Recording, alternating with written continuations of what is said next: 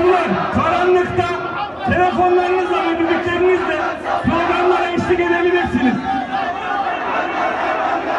Telefonlarla ışığıyla herkes programlara eşlik edebilir.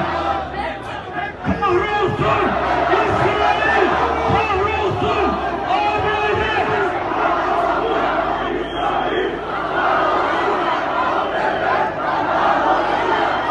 Yavaş yavaş abi.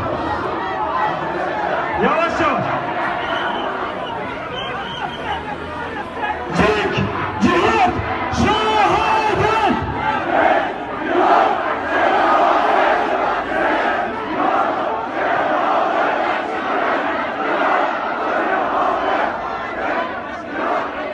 Onurumuzdur.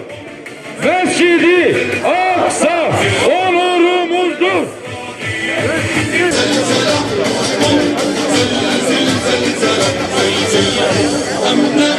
اللهم انصر جيوش الأقصى اللهم أهلك الكفرة والمشركين بك يا أرحم الراحمين ويا أكرم الأكرمين اللهم انصر جيوش الأقصى اللهم انصر جيوش إسرائيل كارو perişan eyle ya Rabbi İsrail'i mağlup eyle ya Rabbi İsrail'i darmadağın eyle ya Rabbi Önünde, bütün dünyanın önünde tekrardan bir soykırıma kalkışmaya çalışan Edirne'den Aksa'ya direnişe bir selam.